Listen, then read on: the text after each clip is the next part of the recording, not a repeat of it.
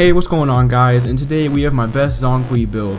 Just remember that if you want to see one of my builds for a god that I haven't done yet, or would like an updated one, leave it in the comments below. And like always, I just want to say thank you and welcome to all of the returning and new subscribers to my channel.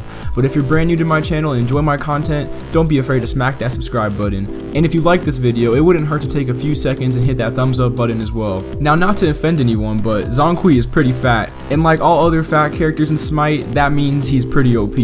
Now, the goal of this build is to highlight all of Zhong Kui's strengths by making him semi-tanky while putting out good damage at the same time. And remember, these Smite builds are just what I personally think are the best, but they always can be modified to your liking. So let's get straight into the build.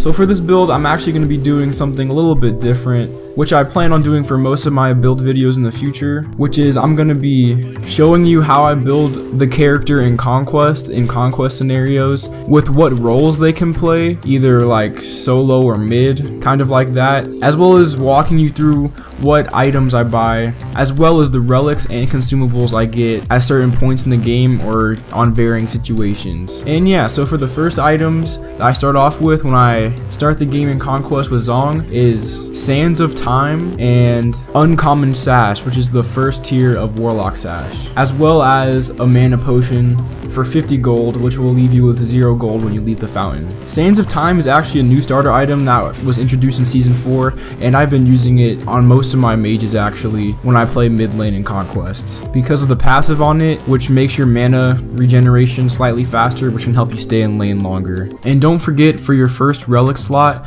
to get Sanctuary as well. This is just for any tight situations that you may come across if somebody tries to gank you in mid lane or something like that, just for safety purposes. And I almost forgot to mention as well that preferably I like to play Zhong Kui in mid lane, but I've also found success playing him in solo lane as well, but sadly I don't have any gameplay on that. But at the same time, I do feel more confident in playing him mid lane, just because if you're going against a melee god, it's hard for Zhong Kui to go up against a melee god since all of his damage comes from basically 2 moves. So I would just probably stick to mid lane unless you're confident with Zhong Kui. So for the first full item in this build, we're going to get Warlock Sash. And building straight into Warlock Sash is very important with Zhong Kui because it allows him to become tanky and sustainy. Even though we don't get boots right away for movement speed, Zhong Kui's already a pretty slow character, so you just gotta work with it in the beginning until you get boots.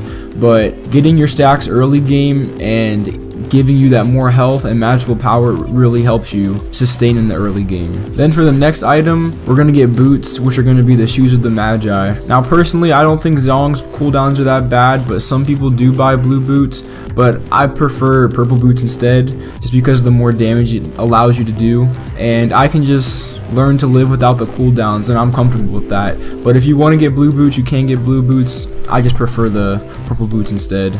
Now the next item to buy with Zhong Kui is going to be the lifesteal item Bancroft's Talon. And this item actually got a buff in Season 4, even though it was already amazing in Season 3. It's been my go-to lifesteal item for most of my mage builds that I've been working on.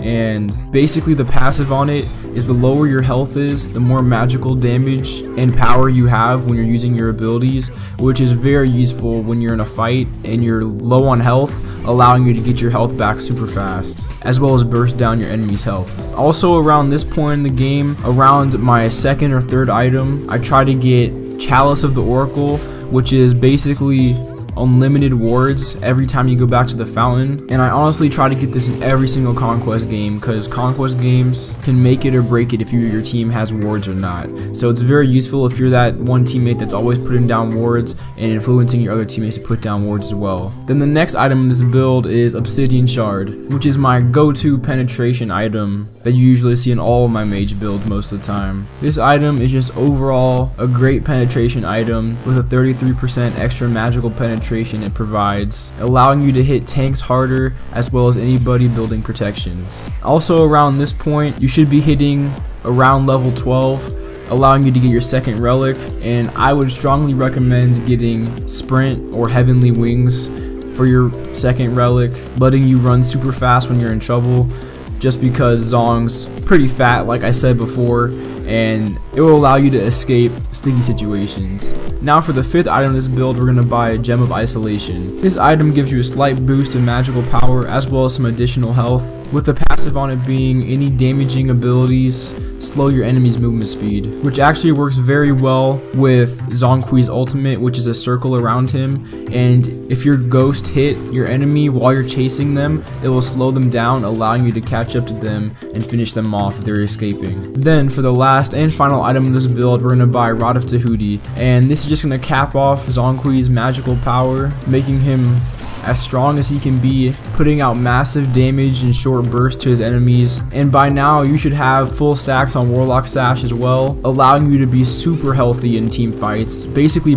being a second tank to your team in Conquest, which is very useful, being a tank that does damage as well. So yeah, and one more thing is another consumable that I would recommend getting every time you go back to the fountain, which is Rallying Ritual, and this consumable allows you to teleport to an ally, which is very useful in late game situations if you need to go back to the fountain real quick and then teleport straight to a teammate to get right back into a fight, and it throws the enemy off completely. I'm not sure if most people know about this item because I don't see a lot of people use it actually, but it's very useful in late game situations. So that's about it for this Zhong Kui build, and I hope it helped you out. Just remember that it's completely okay to modify this build in any way that you think is necessary, and if you want to suggest a specific god build that I haven't done yet, leave it down in the comments below.